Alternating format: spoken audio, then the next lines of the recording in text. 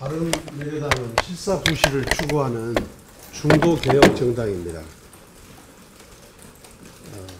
국정농단과 부정부패를 저지르고도 통렬한 반성 없는 자유한국당과는 분명히 구별되고, 자유한국당은 청산대상, 극복대상일 뿐입니다.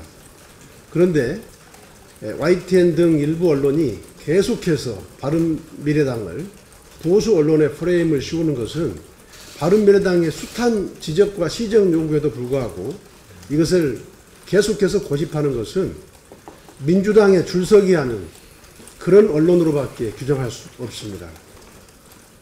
이것은 다당제를 만들어주신 국민을 배반하는 것이고, 다당제 정신을 몰각하는 언론의 기본적인 사명에서 어긋나는 것이라고 생각합니다.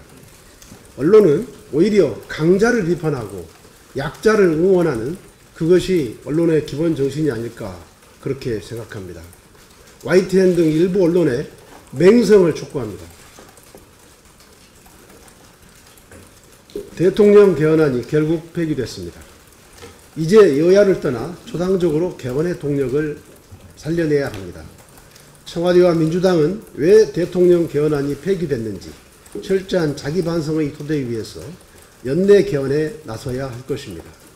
2020년 총선에나 개헌이 가능하다고 하는 것은 국민을 무시하는 오만한 발상입니다. 제왕적 대통령제를 유지하려는 것으로밖에 볼 수 없습니다. 국민의 70%가 개헌을 원하고 있습니다. 1987년 이후 31년 만에 찾아온 개헌의 기회는 청와대와 거대 양당이 만든 것이 아닙니다. 촛불혁명을 완수하라는 국민의 준엄한 명령인 것입니다. 이제 여야는 개헌 열차를 다시 가동해야 합니다.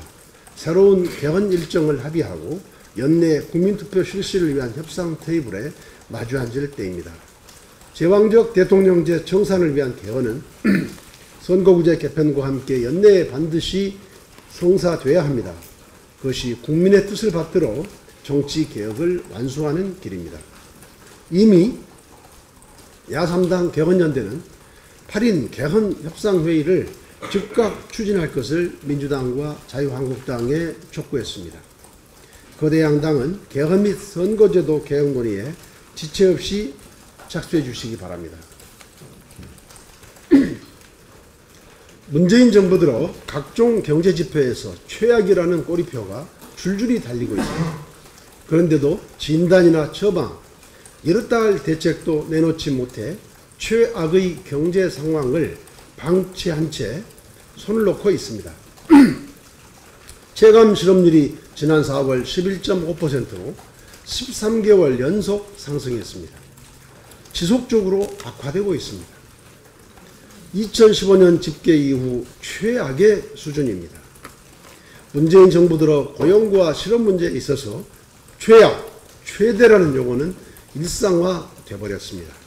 청년 실업률 11.6%, 체감 실업률 24%로 최악. 전체 실업률 역시 17년 만에 최악인 4.5%. 총 실업자 수 125만 7천 명으로 2000년 이후 역대 최대. 부끄러운 기록 경신의 연속입니다.